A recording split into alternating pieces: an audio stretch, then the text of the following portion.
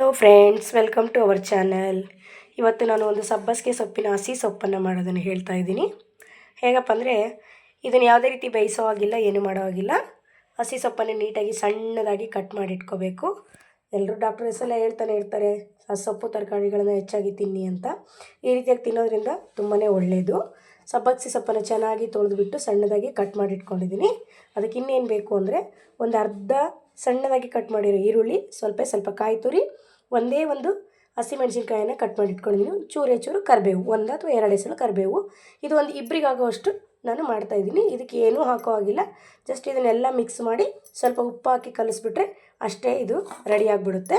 ನೋಡಿ, ಇವಾಗ ರೆಡಿ ಮಾಡೋಣ. ಫಸ್ಟು ಸೊಪ್ಪನ್ನು ಹಾಕ್ಕೋತಾ ಇದ್ದೀನಿ ಇದಕ್ಕೆ. ನಂತರ ಈರುಳ್ಳಿಯನ್ನು, ಸೊಪ್ಪನ್ನು ಸ್ವಲ್ಪ ನೀಟಾಗಿ ತೊಳೆದ ಮೇಲೆ ಹಿಂಡು ಬಿಟ್ಟು ಹಾಕ್ಕೋಬೇಕು, ಇಲ್ಲಾಂದರೆ ಅದು ನೀರು ಬಿಟ್ಬಿಡುತ್ತಲ್ವಾ.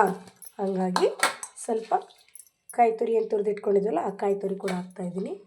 ಹಸಿಮೆಣಸಿನ್ಕಾಯಿ, ಕರಿಬೇವು ಎಲ್ಲದನ್ನು ನೀಟಾಗಿ ಹಾಕ್ಕೊಂಡ್ಬಿಡೋಣ ಇದರಲ್ಲಿ.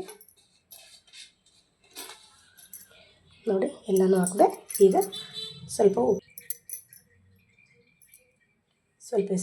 ಉಪ್ಪು ರುಚಿಗೆ ಎಷ್ಟು ಬೇಕೋ ಅಷ್ಟು ಉಪ್ಪನ್ನು ಹಾಕ್ಕೊಂಡ್ರೆ ಆಗೋಯ್ತು. ಇದನ್ನೇನಿಲ್ಲ, ನೀಟಾಗಿ ಕೆಳಗೆ ಮೇಲೆ ಎಲ್ಲ ಮಿಕ್ಸ್ ಮಾಡ್ಕೊಂಡ್ಬಿಡೋದೆ.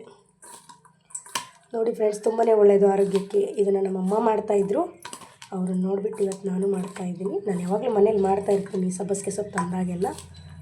ಮಕ್ಕಳಿಗೆ ಕೆಲವೊಂದು ಸರಿ ಸಾರಿಗೆ ಹಾಕಿದ್ದು ಅದು ಇಷ್ಟ ಆಗೋಲ್ಲ. ಈ ಥರ ಮಾಡಿಕೊಟ್ರೆ ತಿಂತಾರೆ ರೊಟ್ಟಿ ಜೊತೆ ಎಲ್ಲ, ರೊಟ್ಟಿ ಚಪಾತಿಗೆಲ್ಲ. ನೋಡಿ ಎಷ್ಟು ಚೆನ್ನಾಗಿದೆ.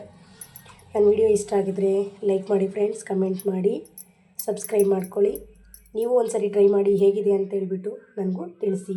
Thank you.